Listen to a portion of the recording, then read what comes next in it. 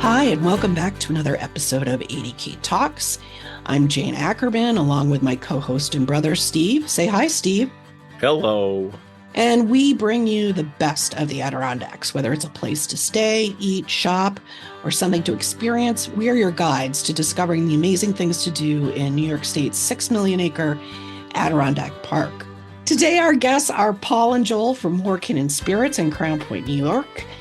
They're going to talk to us about all the great things they've been up to there. And we're also going to talk about a very cool event that is coming up in the month of May that they're hosting. It's a classic Burns Night dinner. And if you love whiskey and Scottish culture and heritage, this is something you won't want to miss. And if you don't know what a Burns dinner is, don't worry.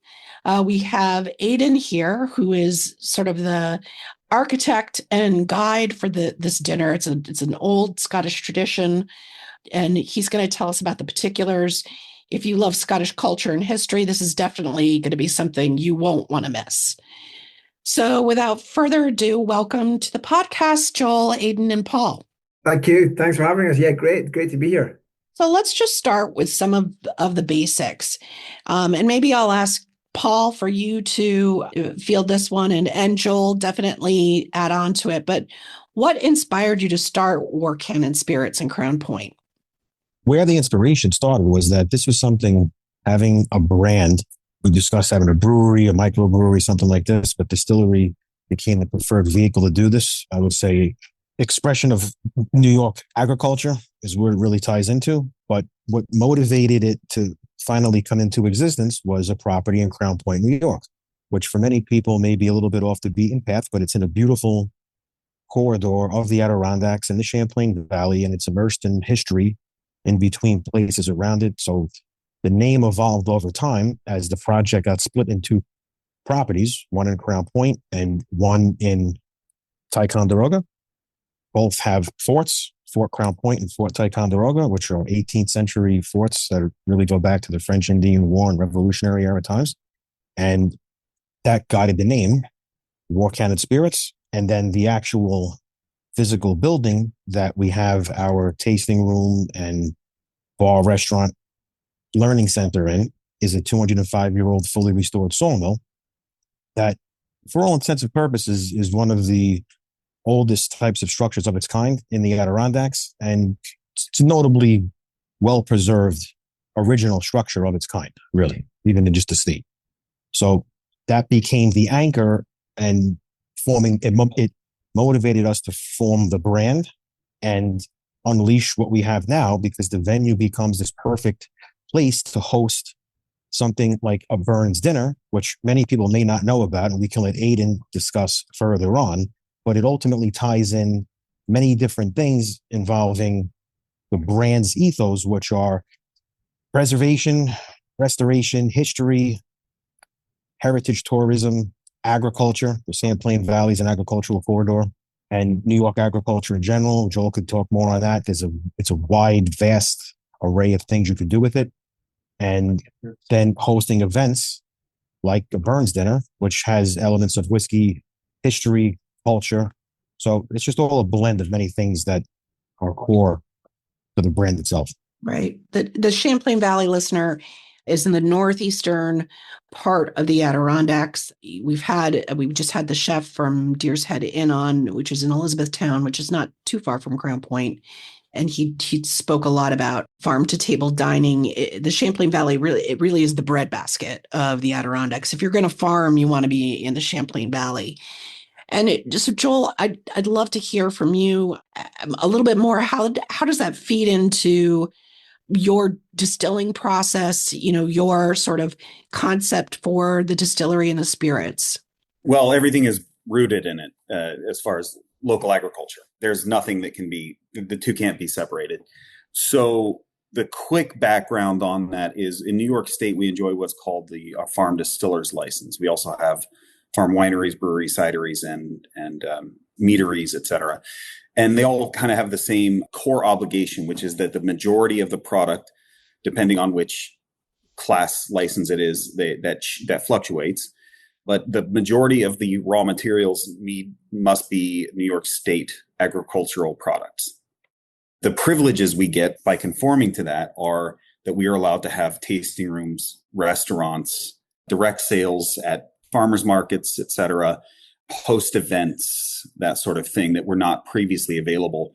They were available to wineries in a limited degree because their farm license goes all the way back to 1976, I believe. So the farm distillery license was created to mirror that license and give these benefits. And it is the reason you see the boom in distilling, the craft distilling movement. It coincides with the appropriate timing of that, the interest in the market for craft spirits, the number of just, kind of the critical mass of it. But when you look at the states that have the highest number of craft distilleries, it's usually two things that are happening. One, really favorable legislation, and two, a land grant university that has put a lot of money and time into research and supporting those new emerging industries. So in New York, we have Cornell Cooperative, Washington State's amazing, Michigan State's amazing, Colorado, California. They've all put a tremendous amount of research and effort into supporting these industries. And that's where you see the biggest impact. That's great. What distilled products do you produce? So we're pretty much exclusively whiskey at this point. We've just started, our license is very new. We haven't really gotten everything up and running, but any craft distilleries are in a really unique position in the history of distillation. In the history of distillation, a distillery is usually responsible for doing maybe one or two products of a very similar class, right? You have a vermouth producer and they might produce Pontimé and Carpano, but they're both variations on the classic bitter. Obviously, a Scots whiskey distillery is going to produce Scotch, and maybe a few of them produce another, like a gin or something like that, often at a different facility. So across the globe, you've seen, distilleries have been really specialized. The craft distilling movement, and it's a global movement. It's mostly centered in the US, but it is global. The expectation is that you're capable of producing a lot of different spirits. And I'll tell you, the difference between vodka and whiskey is vast. But when somebody comes into our store, they expect to see a vodka made by us, a whiskey made by us, a gin, etc. And these are all things that were, if you go to a classic like British gin distillery, like Plymouth, for instance, that's what they do. They make gin. They don't make a bunch of different things. So that's the expectation. But then if you couple that with the agricultural element, you get kind of back to what originally created these distilled spirits in the first place. It wasn't like somebody had a vision for whiskey and put that on paper and then executed. It was an evolution, and all of it is based on local agriculture, and in some cases, like things like fuel sources and things like that would affect, like malting, for instance. But they were all acts of agricultural preservation at some point. And so by looking back at the agricultural roots and things that we have available to us, that I would say dictates our distillation ethos more than anything else at work. And that's been my background and my advocacy for 17 years now. That's great. Thank you for that. We've been to the tasting room. It's a wonderful, wonderful facility. We're able to sample your product. Where can people find your products beyond going to Defiance Hall? So there's a growing list of retailers is the right word, but that includes bars, restaurants, and liquor stores that are stocking it. But as of now, it's still been a very boutique product for the last 2 years. And I would say going into this summer, from really next month in May through the rest of the year, there will be a lot more regional and strategic relationships that have the brand stocked, tied to a bunch of new products that are being released in partnership with regional organizations that again are tied to historic, like heritage tourism, and that do preservation works and maintenance works and such in partnership with us. Regionally in New York, we just recently received Vermont distribution this month, and in New Jersey going forward. So last year we were really, I would say, very niche, and it's starting to expand, but it will still remain boutique, not a commoditized product anytime soon, if ever, really. Cool. So just, this may sound like, spirits 101, but just for people in our listeners who may not understand, what's the difference between whiskey with a Y and whiskey with an E? There is no difference. It's the same. It's a spelling, it's a grammatical thing. There's no legal designation in the United States. Basically, Scots whiskey is generally spelled without an E, and American whiskey is generally spelled with an E. But again, there's no hard and fast rule in that in the United States. Now, one thing I will say is that American distillers like to really differentiate themselves from Scotch and act like it's a unique product. It is not. Whiskey was created in Scotland, and it is a Scottish product. American whiskey has some unique qualities and character, but we are always beholden to the Scots for what they created, as is everybody around the planet, no matter where you are. Okay. God bless the Scots.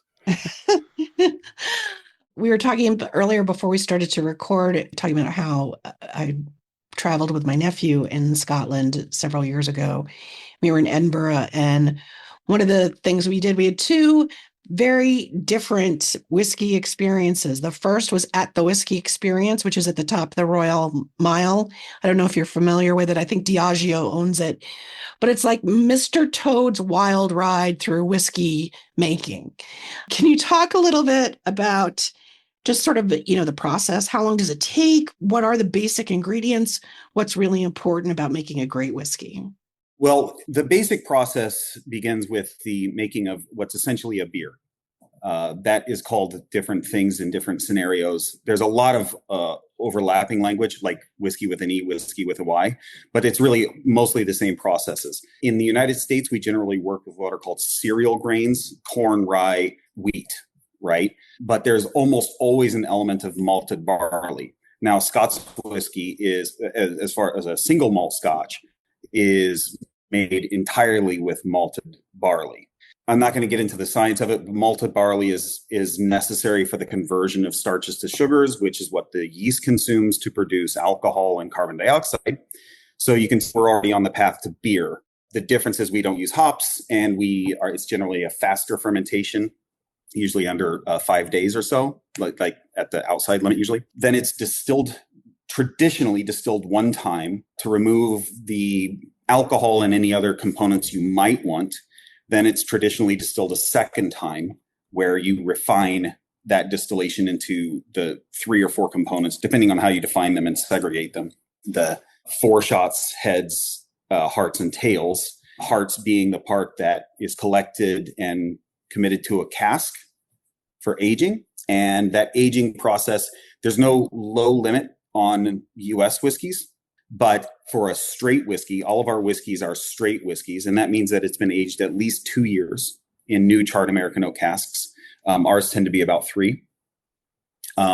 U.S. whiskeys tend to be in the, say, 3 to 6 year range, whereas a Scotch whiskey is usually using a used cask from the U.S., from a bourbon manufacturer, because we can only use ours once, and they're much smarter about it and reuse casks. But that because of the qualities that they're distilling into the spirit, as well as the fact that the barrel has been used once, the process tends to be longer term. So you'd 8 years to upwards of 20 plus, but I'd say 8 to 12 is probably the average. Aidan would probably know better than me. And that's generally the process. You take something that, for all intents and purposes, looks like a beer. You distill it to a low strength, about 40%. You redistill it to a higher strength, about below 80 is our legal limit in the United States, 80% alcohol. And then you put it in a cask, and all the color and significant amounts, some people say most of the flavor, comes from the barrel. But it's really the marriage of the spirit and the barrel extractives that really make the flavor. And that only happens with time. That's great. That's so interesting. And again, this is a dumb question, but single malt Scotch, is yours a single malt, or is it a blend of Scotch whiskeys? Or whiskeys. Whiskeys, not Scotch whiskey. Thank you, Stephen. Scotch can only be made in Scotland. Scotland, right. So it's not Scotch. One thing I didn't mention is they have a 3-year minimum on aging. So it can't qualify I don't think it can qualify as a whiskey at all if it's not 3 years old when it comes from the UK or Europe. But single malt means that it was Aidan, correct me if I'm wrong, if I missed something, but distilled in one distillery in one season with only malted barley, a minimum of 3 years of age. To answer your question, how that relates to our products, we use very similar processes. Essentially, the point of that those rules is to drive back at what made something a quality product in the first place, right? And the highest quality you're going to obtain is from a single distillery in a single year, only malted barley, not kind of cut with other cereal grains, right? So you're getting the highest quality expression of what a malt whiskey should be, right? So in the United States, that's what we tightly define bourbon whiskey, for instance, being majority corn and any combination of other grains. Usually that's rye and malt. Can be wheat and malt. Famously, Maker's Mark is a wheated bourbon. And then ours is actually a 4-grain bourbon because it has a much more dynamic character. So it uses all 4 corn, wheat, rye, and malt. So in that sense, we have a similar process or a similar legal designation called bottled and bond, which dictates a lot of those same processes as far as being from a single distillery, single season, et cetera. But it is under the bourbon or rye or whatever whiskey classification. You don't see many bottled and bond whiskeys out there. It's a very archaic term. I believe it's like 1890 that the definition was created, and it was really to fight denatured and adulterated products on the market. But the majority of craft whiskeys you see would probably generally fit that loose definition of distilled in a single season, single year. Because of volumes, you're just not dealing with, we're dealing. I'm making about 70 to 100 gallon batches when I blend for bottling, whereas a large concern is going to be pulling. I've been in facilities with 40,000 gallon blending tanks, so I'm not there yet. So obviously, in that case, you're just taking whatever's ready, whatever you can get your hands on. Jim Beam is like consolidating massive amounts of spirit into one. They probably have it pretty dialed in, but they have a lot more flexibility than I do. That's great. On your website, you reference, since we're talking about malts, Empire Malt. Is that a uniquely New York? Yeah. Again, not to get too deep into this, but Cornell, when I reference Cornell Cooperative Extension, right? So the farm distillery license was passed under Patterson, Governor Patterson. And then when Cuomo came in, he saw that there was momentum, and he basically wanted to shift how New York supported these small businesses. And so that's where you got the beginning of what's now the Taste New York initiative, promoting New York agricultural tourism and business development kind of all as a one piece. And so basically part of that mandate was to provide research and funding into, the entirety of the industry. And I was actually asked by Cornell Cooperative Extension and at what's called Empire State Development. It's an agency in New York that was really tasked with tourism, but they became the clearinghouse for these mandates. So they asked me to basically interview my peers in the industry and find out what we needed. And my report back to them was that the biggest need was ancillary industries. Obviously, grants. Everybody will take a grant if they can get it. Everybody will take, like refurbishment grants, for instance, business development grants. But the actual physical need was ancillary industries. So brewers were needing. There was a boom in hops growing, but there weren't hops processors. So you had a lot of people growing a very difficult to grow flower. Rather, I should say, it's difficult to grow in our humid, short season climate.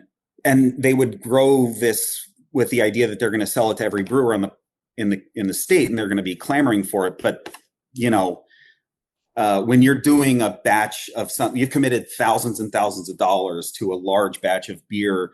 You really can't take risks like that. So you need like those hops processed and pelletized, for instance, or dried appropriately, things like that. You can't just take somebody down the street and just make beer out of that. It just doesn't work that way. And it's the same with malt growing. So we had no barley growing in New York, essentially. There are very few pockets of it. It used to be the biggest barley growing region in the country before, the upper Midwest, Wisconsin, the Dakotas, etc.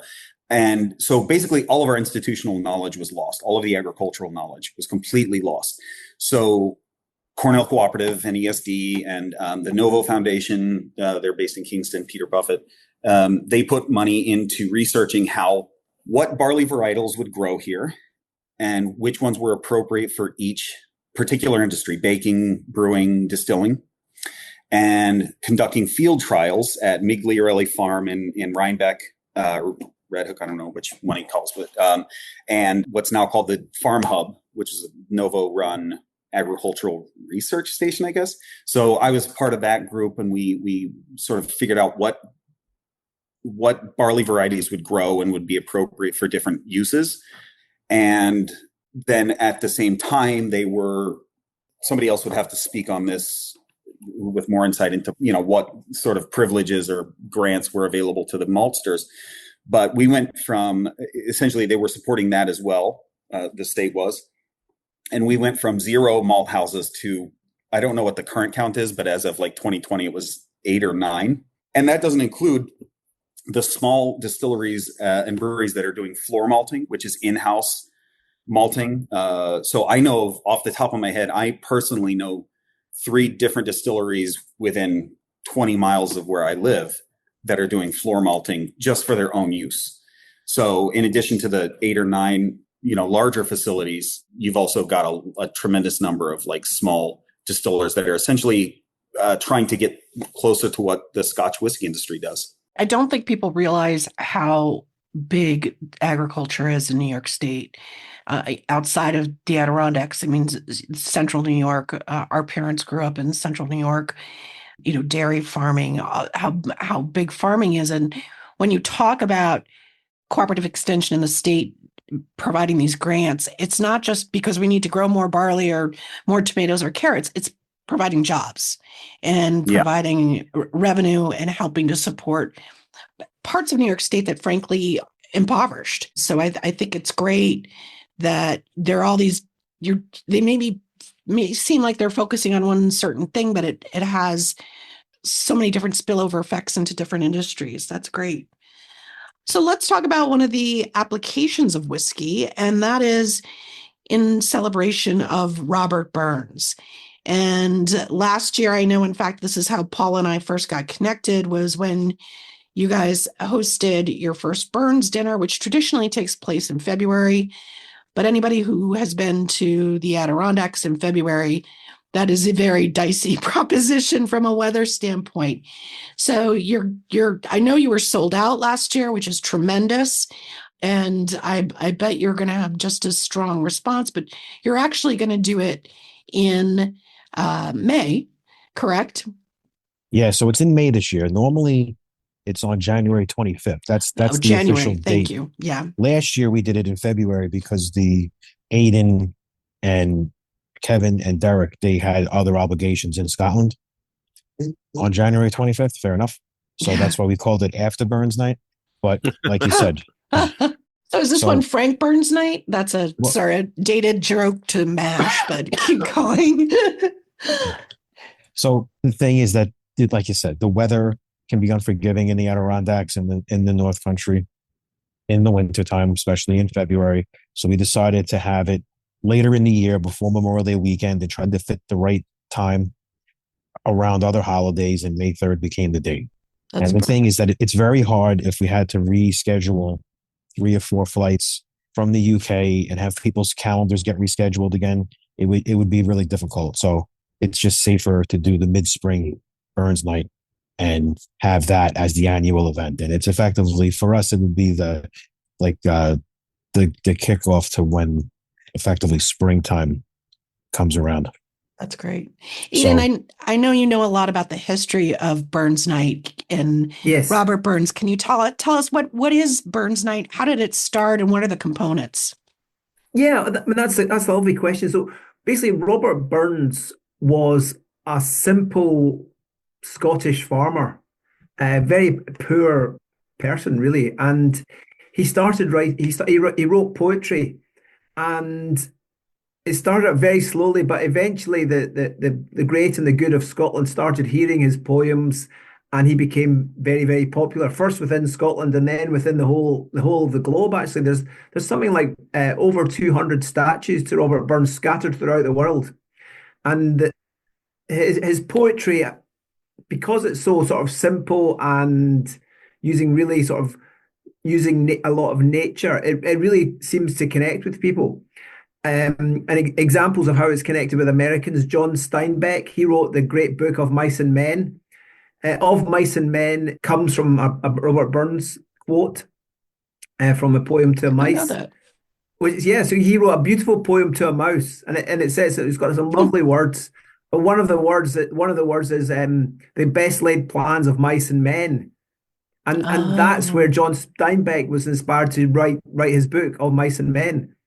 So although it's traditionally Scottish, and it does feel like it's a very Scottish evening, this is celebrated all over the world, and it's a really big connection to the US, especially the east coast of the US, with so many Scots going over there. Bob Dylan was inspired by Burns. He's really the American Civil War. Actually, Robert Burns wrote a poem about it was called Scots Wha Hae, which is basically a call to arms for the Scottish people. But he actually wrote that to inspire some of the people within the American Civil War. So there's a huge connection, and if I think just by listening to the poems, I think people will be touched by it. It's a taste of olden times because the words are old, but you still understand them, and it's a taste of how we used to live as well, because it's one of the Tam O'Shanter, the most famous Burns story, if you like, is about a night in the pub that goes wrong. It's that's the sort of tradition of Burns, and the Burns suppers have got different formats, but normally there's the haggis. We've mentioned that it's unusual that food inspires poetry, but there is a poem specifically to the haggis. It's called the Address to the Haggis. So that's and it's quite a performance to go through that. So that's the sort of key format. Then traditionally there's songs as well as poems, and somebody typically does a little bit about the history of Robert Burns and how he touched people and how he went on to be famous. So the great thing about Paul is he took that on board. He saw the connection between whiskey and Burns, and he took that and we had a really fantastic evening last year. And we did the basic format of the Address to the Haggis, Tam O'Shanter, some music, and the basically the Selkirk Grace to the meal, which was a wonderful night. Talk a little bit. Those are all the components, but the haggis is brought in. I mean, there's almost like a whole procession to it, right? That's right. Yeah, I mean, it's a bit tongue in cheek, the haggis, but the fact that but that's Burns. He's sort of tongue in cheek writing about the haggis. So the opening verse of the haggis is look at and it's in Old Scots language, so you can work out the language, but it's an Old Scots word. So the opening line of the Address to the Haggis is "Look at you, you beautiful pudding. You're the best pudding in the world." So it's quite it's funny as well as it's not too serious. But the poem goes on and develops. He said, "Look," and you sort of looks at typically what happens is you pick out somebody from the audience who's like quite skinny, and you say, "Look at him. He's not been eating any haggis." And you look at somebody who's a bit stronger, and you say, "Look, he has been eating haggis, and he's going to be a great soldier." So it's funny. It's funny and entertaining, and it's tongue in cheek. But this was this is what happened 300-400 years ago when Robert Burns was writing these things. Poems were entertainment before pre-television. So, not all poetry needs to be sort of quietly read by yourself. I think Burns' poems lends itself to be done in public and acted out and shared among people. Yeah. Shared among people. Yeah. Yeah. And correct me if I'm wrong, but Burns wrote all these poems, but they weren't put together in this dinner event until after he passed. That it was his friends after he died that the tradition started, right? With his friends wanting to honor him. That's exactly right. Absolutely right. So he did become famous when he printed his works in the Kilmarnock edition of his works, and he did get notoriety during his lifetime, but he never. I mean, he wasn't a wealthy man. He still worked and all that sort of thing. He worked for the tax man, would you believe? So he never sort of monetized his brilliant poems during his lifetime. And it was after he died, some people got together and said, look, we've got to celebrate Burns, and it really is expanded from there. I think the first Burns Supper was held in Greenock. But then what's happened, all these Burns clubs have sprouted up all over the world. And now it's becoming much more of a thing that happens.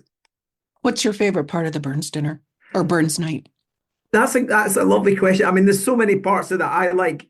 Traditionally, what in a real traditional Burns supper, what would happen is there's an address to the lassies. So a gentleman would stand up and he would basically say how great girls are.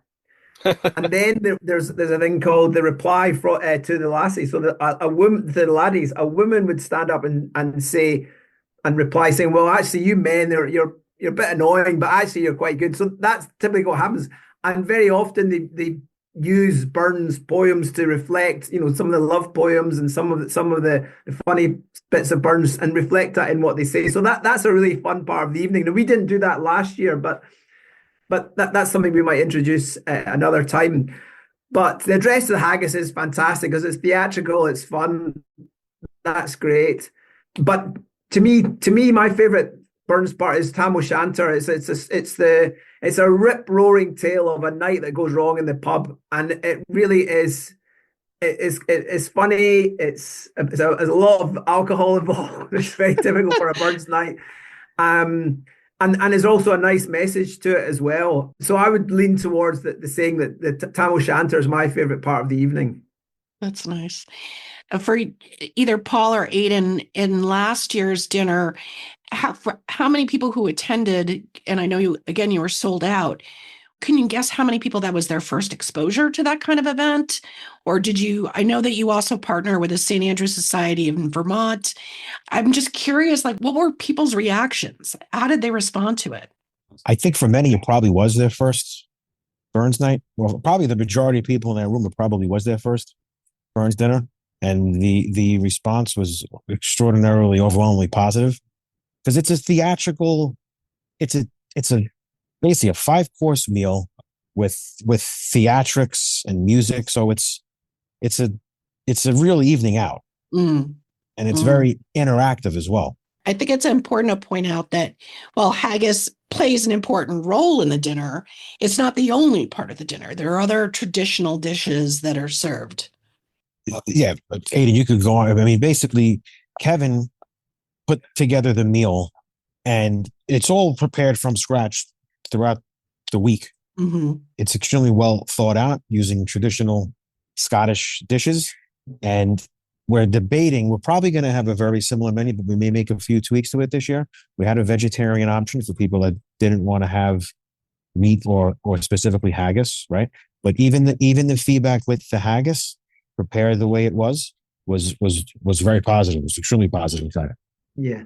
I think haggis is an acquired taste. It's not for everyone. So it wasn't the actual center of the meal. It was one of the side dishes on the 4 courses. It wasn't the main meal. It was a sort of one of the starters. So don't be put off, because the haggis is not for everyone. Although it is, it's fun. There's a poem about it, but I wouldn't say, I can't go to the meal because I don't wouldn't like be eating haggis all night. It's a small element, maybe 10% of the meal's haggis. I will say, if I can actually chime in there and say that I don't know if it was just Kevin's talent or if that was really representative of all haggis, but I thought it was spectacular. It was my first time having it. And my 7-year-old son, who generally doesn't eat meat, he's mostly a vegetarian, loved it. Wow. Take that as you will, but I was very impressed. I thought it was tasty. I thought it was great. So let's just dig a little bit deeper on that. What is haggis, Aidan? What is that's a very good question, and arguably haggis is not hugely different from a hamburger, really. Basically, it is obviously us Scots being very canny, we want to use every single part of the animal. So it's mostly the parts that wouldn't be. It's not the fine cuts of meat. It's mostly the offcuts, which are made into almost like a hamburger, not quite a hamburger, but it's made up. And then what they also do is add oatmeal and spices to it. So it's almost I suppose it's the closest thing to it is a sausage. Now what people find a bit uncomfortable is the sausage. The haggis is cooked inside a sheep's stomach, but that's just that's just the way it is, and that's sort of using every part of the animal. And that's a traditional way of doing it. Now, obviously, you don't have to do it that way, but that's essential. I think when you get down to that sort of gory detail, it doesn't sound that nice. But essentially, it's a really tasty sausage with oatmeal, which is quite unusual. Right. And, I think it's only in maybe the last 100 years that, people used to use every single part of the animal. Correct. And I think that's important. If we're going to sacrifice an animal for us, then you got to do that animal justice by using every single part of it. And the Scots were canny people. They were poor people. They were living close to the edge of survival, and they would not dream of wasting anything, particularly part of their own sheep that had been they'd looked after for so many years. Yeah. I have to say I've had it a couple of times. Maybe I haven't had it made by the best chef, but I'm a little I didn't not like it. I just was it didn't knock me over. Let's just put it that way. Well, yeah, I suppose that's fair enough. That's fair enough. And I suppose the closest thing, I don't know if you do black puddings in the US. No. That's the sort of English equivalent of it is black pudding, and it's sausage with, it's really it's really sort of tastes like sausage, I suppose. It's added spice, oatmeal, which is quite unusual, but yes. But look, I mean, Americans should not criticize when you think about things like hot dogs or chicken McNuggets or things like that we eat, which are also offcast parts of things. So, but believe me, I'm not big on, the organ meats and things like that to begin with. So, yes, exactly. And not many people are. And it's amazing that you put all that together inside a haggis and it does actually taste amazingly tasty. It's typically served with potato and turnips, and, yeah. And it's essentially poor people's food. It's food of the people served in a nice way as a celebration of an amazing poet. And I love that. I love that. And, I think that should definitely not be a deterrent to somebody attending. And I think it's beautiful that everything that surrounds it, the poems, all the things you've described, and then following this great dinner and these great recitations and performances, if you will, there's dancing. There's Kaylee with pipers and dancing and traditional Scottish dancing. And many people don't know that Robert Burns at New Year, the song that everyone sings at New Year, Auld Lang Syne. Many people don't know that that's actually written by Robert Burns, and obviously that's a nice part of the evening. It rounds off the evening beautifully, and it's Robert Burns's words. Beautiful song, Auld Lang Syne. Basically says let's let bygones be bygones. Let's face a new year and put things beside and have a wonderful year. So it's a beautiful sentiment. And that's Auld Lang Syne, and it's a really nice way to end off the evening. I think it's so great that it's so great to preserve these traditions, and especially, may have spread worldwide, but to continue doing those things, because I think, in this day and age of everything that's going on with our digital lives and things feeling like they're moving at the speed of light, I think it's beautiful to step back and revive, not necessarily revive, because I don't think you've had to revive this, but to continue to create these experiences for people. I don't think I've heard of a Burns night and that's not really fair because I haven't lived in this area in the last 25 years. But as a kid, I never heard of a Burns night before. I'd heard of haggis, but I'd never heard of a Burns night. Yeah. One of the comments I got last year was, listening to Tam O'Shanter was how people the entertainment, how entertainment used to be. You had to listen to a story. It's basically storytelling in the pub.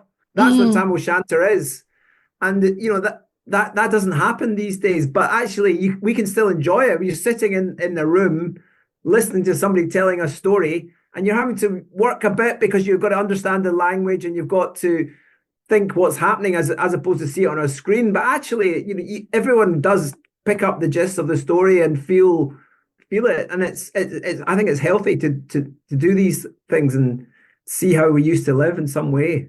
Yeah, Paul, you started to say something. The closest Burns dinners are really in Vermont from us. So there are a couple in Vermont, probably within, say, 45 minutes, an hour drive, but nowhere near, I would say, the level of detail and I would say performance that we had. Arguably, ours is better than many. That's great. And it's also due to the atmosphere of the building. So like when we were restoring the building in Crown Point, part of it is to host things and create the atmosphere to make this feel genuinely authentic. And as you kind of mentioned, in the digital, heavily technology driven world, this is definitely a step back in analog times. Like the building was restored so that there's open cavity walls. It really looks like the way it would if you walked in there in 1820 to go to work, because it's an industrial building and it's a genuinely authentically restored industrial rustic building that hosts an evening like this, like a hand in a glove, and tying together various things with just history and culture. And that's what the brand's real core values of. It's a major part of it, from restoring the building and working with other organizations that have involved in similar things to hosting an event like this. It really comes together quite well. Yeah. And I'll give Aidan credit, because Aidan and I met back in 2007. He was my first landlord when I moved to the UK. And, and it was really his idea to do this in Crown Point, and they put it together. It was exceptionally well done last year, due to really Aidan, Kevin, and Derek. That's great. That building is gorgeous inside and out. And it's Steve's son lives in Burlington, and our route from our home in Loon Lake to our family place in Loon Lake to Burlington, we would go right by there and watched the restoration taking place. I don't know how long it took you guys, or how long did it take you guys to restore Defiance Hall? I mean, in all honesty, it was really over 8 years. 8 years? Yeah, it took a long time. And it wouldn't have mattered. It was just between permitting and engineering analysis, and even the pandemic wasn't really the slowdown. It just was a very labor intensive, dragged out process from doing demolition and hazmat abatement and site cleanup. And I mean, effectively the building is structurally, it had to redig new footings for the whole building. It had a trench dug around it. I mean, everything, and we restored everything we could and recycled wood from demolition work. Like every table in the building minus one is restored, is reclaimed floorboards. Wow. From what we used to call the South Wing that got demolished. So ironically, the newest addition of that building was the most structurally defective part of the property. And the core of it, which is now over 205 years old, was the most structurally intact. Yeah, it's really lovely. It's a lovely spot. And even though and correct me if I'm wrong, Paul, but for all its history, it also has electric vehicle charging outside of it too. Well, ironically, there's a little tie to that. So the Crown Point has the hamlet of Ironville in the town, and that was the first place in the country where they used electricity for industrial use in the country. So Ironville has the catch line. It's the birthplace of the electric age, and so there is a couple of ironies with that. But the EV chargers were just something that. Another little detail there's a gap in the area, and we decided that there was no harm in putting them in. So, no, absolutely. What better place to charge your car? Well, that's the thing. The whole goal of the property as part of the project was to have it as a destination. So try to fill a void locally, but also have it as a regional place to go to as a part of the brand. So the brand can have a wide reach, but if you're within a drive or want to make a trip too, if you can experience what kind of experience in a different way. Terrific. It sounds like you really went through a lot. You and the whole team went through a lot in creating more canned spirits.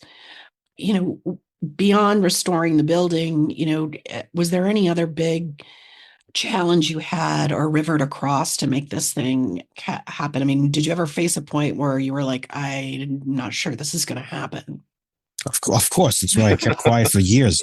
Ultimately, there's a lot of difficulties because of, for example, and it's the same in any more rural type area, having skilled labor force and certain people. Like, luckily, Joel's been involved with this project really since before it started and has helped guide it the whole time through. And without having that guidance and comfort of him being there, then the project in Crown Point would have never really happened either. But the whole thing is that from the agricultural perspective and from the production side of the business, it complements the area well to have the fully restored property as a part of the brand to tie into the agricultural experience and where to enjoy it. So to just have one without the other, we kind of reverse engineered it in some ways. It wasn't intentional to have Crown Point just be a bar restaurant. The production facility was originally meant to be there as well. Fate would have its hand in changing that, even after doing the proper feasibility studies and analyses. So, but once it starts, you can't stop a half-finished building. So we had to finish it. But ultimately, it's the combination of the New York agriculture, and you mentioned it earlier, the abundance of what's available or can be grown in New York, and to complement a business like ours and vice versa with regional producers of agriculture, and then having such beautiful architecture and history and wrapping it all together into this project. That's fantastic. What's on the horizon? What new things? You probably have 8 million ideas, but is there anything you want to specifically highlight that may be coming up soon or in the future? Ultimately, what's happening now is what the core of the brand is. It's going to be a product-focused growth. We're putting, I would say, major construction and renovations behind us, and it's going to become now truly focused on products and Joel's plans for expanding and having, I would say, unique offerings and twists of agriculture, right? So like for example, we had where we're located, there's a maple syrup producer around the corner. And last year we did our first expression where we had taken 50 gallons of maple syrup, let it rest in straight malt whiskey barrels for how long, Joel? 8 months? Yeah, something like that. I don't remember how long they did it. Yeah. And then that got bottled and sold as cask finished maple syrup. And then those casks were reused with straight malt whiskey for another 6 to 9 months. Whiskey was finished. So it's not maple flavored or maple infused, but it's aged in a barrel that had maple syrup, and it fundamentally changes the flavor profile of the whiskey. But it's not a maple flavored whiskey. Yeah, maple touched almost. Yeah, most of the way so some background on that real quick is when I was at my first distilling job 17 years ago, we were the first distillery that I'm aware of to release a maple. It was a maple rye, and we can only use, like I said before, we can only use our barrels once for American whiskeys for the most part. There are a few exemptions, but for the most part, bourbon, for instance, we can only use the barrel once. So we have they're the second most capital intensive part after labor, and we can't reuse them. It's sort of ridiculous. So there are, we're always looking for ways to reuse the barrels. And I was approached again, like 16 years ago by maple syrup producers who wanted the barrels. And the deal was you can have the barrels for free as long as I get them back. And if I get them back, I'll swap out a new one that was freshly dumped with whiskey saturation. Then I put, the reason it was rye whiskey is because it was just what I happened to be distilling at the time, and I didn't want the barrel to mold. So I had to fill it as soon as I could. So, and it turns out it's fantastic. Now, as Paul said, this isn't maple flavored. We don't dump maple syrup into it. It's just whatever residue has lingered in the cask after they decant it. So you get a really beautiful. So I'll take a fully aged whiskey, one that's ready to come out of the barrel and be bottled, and then I'll transfer that into this cask, and then that absorbs the subtle characteristics of the maple, as opposed to just it isn't syrupy. For instance, it has the mouthfeel. It's a little heavier than whiskey normally is, but not much. And it's certainly not like a syrup or like a Southern Comfort or something like that. It's not a liqueur. It's a whiskey that has been finished. In fact, the legal term that I have to use is whiskey finished in maple casks. Maple, something like the wording on the label has to be very specific to pass muster legally.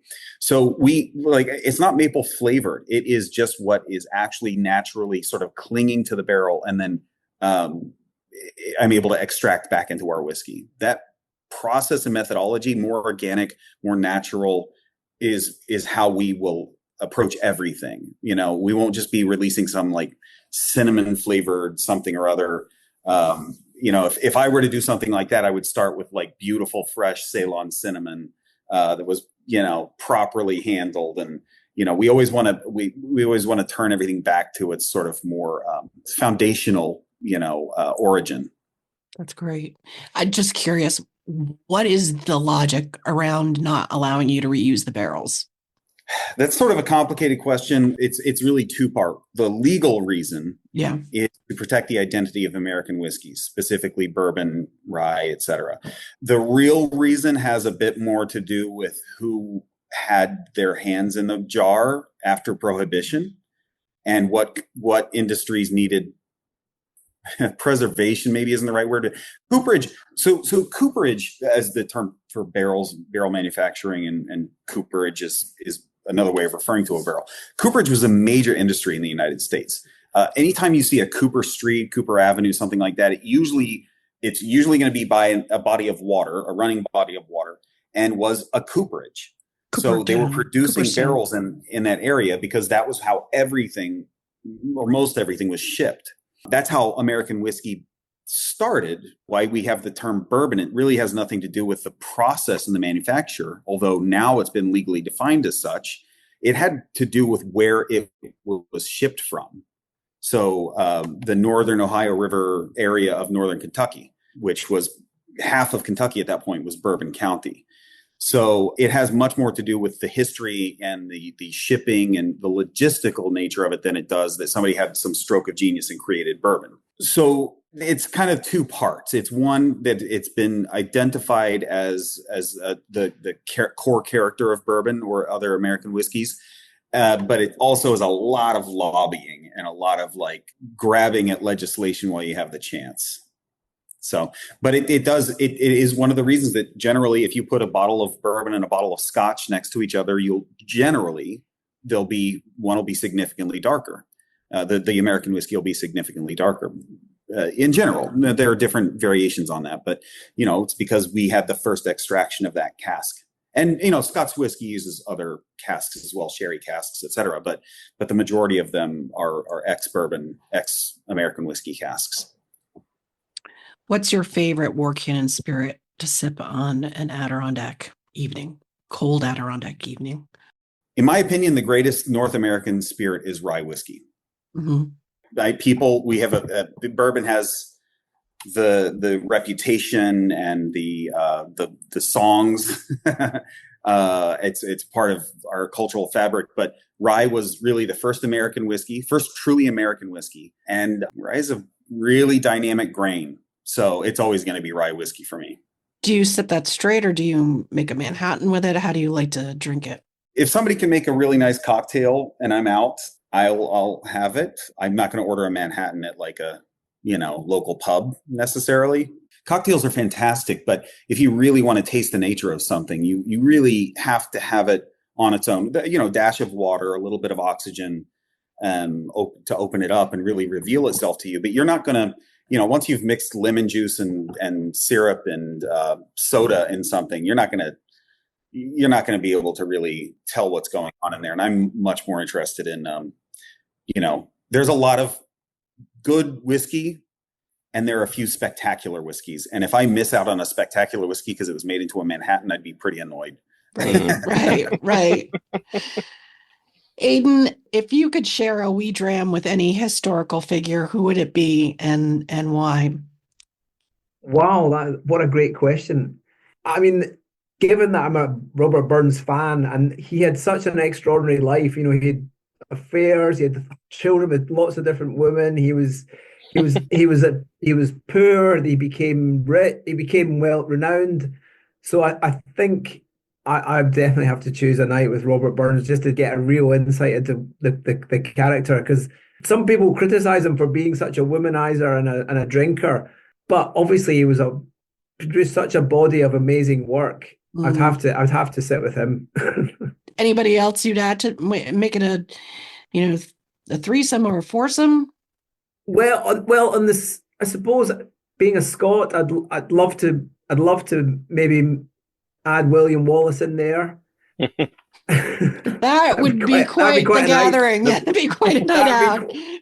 Yeah, so maybe the three of us could sort a few things out. Actually, that would make a great play or a great movie. The fictional My Dinner with William and Robert. That would, like the movie My Dinner with Andre. Paul, I'm going to ask you, if you had to describe haggis to someone in 3 words, what would they be? Honestly, in 3 words, I would not what you think. Oh, that's perfect. I used 4 words. Sorry, but that's good. That's what I would say. That's good. And you mentioned it earlier too. If you really took a step back and look at what people eat, especially in the U.S. with all the chemicals and everything, it's actually 100%, real ingredient item, at least the way we make it or Kevin makes it, and it's using all natural things, unlike the processed chemicals and Lord knows what is in most of the food that people eat on a daily basis. So reality is, like, a bag of Cheetos is going to be a lot more toxic for you than haggis. But anyway, that is the truth. And you've mentioned Kevin a couple of times. He's the chef. He's part of in charge of the cuisine, correct? Correct. Okay. And is he native or is he coming from the UK as well? No, he's coming from the UK. Oh, wow. Awesome. So this has been such a great conversation, and you've expanded my knowledge about whiskey making, about Robert Burns. So often I say this, and Steve can testify to that. Like I come to these conversations thinking I know a lot already, and then I'm like, I know nothing. But we always ask our guests to tell us about, what's one of their recommended spots in the Adirondacks, your favorite place, or, I know, Aidan, you're across, I hate when people say across the pond, because it sounds so trite, but you're in the UK, but you have been over here. If you were, what's one of the things you've really enjoyed while you're here? And Joel will ask you as well. And hopefully, I think Paul might have had to drop off. And it can be anything. It can't be War Can Spirits or Defiance Hall, but it can be a hiking trail, barbecue place, a theater, great paddle, a historic site. What would you say to somebody? Oh, if you go to the Adirondacks, you have to go to X. And I'm going to start with Joel. Well, my wife and I have close friends who run the Barkeeter in Keene Valley. Yeah. So we've, for about 6 years or so, we have a large gathering of friends that convene there. And, we've always got kids with us, and, we're all kind of outdoorsy people. So whenever we go there, we always end up going to the little swimming holes on Johns Brook in Valley. They're it's that gorgeous crystal clear water, very accessible for kids. And, we've met people there every year, and it's just a lovely little spot that's, probably very well known, but it's all that you want from Adirondack charm. Yeah. Keene Valley comes up so many times in these conversations with folks. It's a beautiful part of the Adirondacks. And it's right. Osable Canyon Chasm is right there, on the way there. And that's spectacular. But I have a soft spot for that little Keene Valley swimming holes. Awesome. Okay, Aidan, you're up on for your favorite spot. Well, I was only in the Adirondacks for 5 nights last year, but I was really taken with Lake Shroon, and that was for me. That was the first time I've ever seen people ice fishing, and first time I'd seen people on the skidoos. It sort of brought the movies alive to me, seeing it in real life. So I was really taken with that. And Derek, my great friend, was out there in summer, and he said it was just as beautiful in summer. So I haven't really explored the Adirondacks that much, but I was really taken with Lake Shroon. I thought it was a lovely atmosphere and a great spot. That's right near where we are, and it's it's a cute little town too. It's got a That's beautiful. Am I saying it right? Shroon, Scroon. S like Scroon. scholastic Scroon. Yeah. Well, we're from Schenectady, which people always say Schenectady. So it's a very common mistake that people make. So don't feel bad. Yeah. Okay, Paul, you're on cleanup. What's your hidden gem? What's one of your favorite little spots that you would like to share with our listeners? There'd only be a few people to know this one, but I'd have a drink with Nils Ludarowski at the old brick house because we never got to have our War Cannon spirits drink because he had passed away right before the project, right before the doors opened, and it'll always nag me, but that's where I'd be. Okay, awesome. Any final thoughts? What do you hope people will take away when they visit War Cannon Spirits, or hopefully attend the Burns dinner? And I'm going to direct that question at Paul as well. I would say that try to do something different for a change and experience something different because life is short and there's a lot of cool things to do. And this is a very random thing to do in a place that deserves it. Yeah. Yeah. Great point. So also let's make sure we mention how your website. Where are you on Facebook, Instagram? How can people find out about you? Yeah, so we have the website, warcannonspirits.com. It's being rebuilt as we speak. The social medias are the same, so like Facebook and Instagram, or just facebook.com/warcannonspirits. And then we have a YouTube channel, which we'll start getting kicked up to once we have these regional releases come out with regional partnerships in New York, Vermont, and New Jersey. And most of that will start from next month. That's awesome. That's great. Well, thank you guys so much for taking time to be with us and talk to our listeners. I know that this is going to be a very popular episode. I think people find distilling is really big in the US right now, and small batch distilleries. And I think the whole tie-in with Scottish heritage and the Burns Night is a really great topic that our listeners are really going to want to learn about. So thank you so much. It's been a real pleasure. Thank you. Thank you for thinking of us. Of course. Well, that was a lot of fun, as usual. Yeah, made me very thirsty. I had the same thought as well. I was like, I think I need a little something right now. Yeah. All right. Well, listener, thanks again for tuning in to ADK Talks. If you enjoyed today's episode, please take a moment to rate and review us on your favorite podcast platform. It really helps others discover our show. And for more exclusive Adirondack content and local insights, visit adktaste.com. And when you're there, you might want to check out our newsletter and signing up for our newsletter so you never miss an update on our current recommendations, great events that are happening in the Adirondacks, and other insights. So until next time, keep exploring and tasting the fabulous Adirondacks. Enjoy it. Enjoy the Adirondacks. Bye-bye.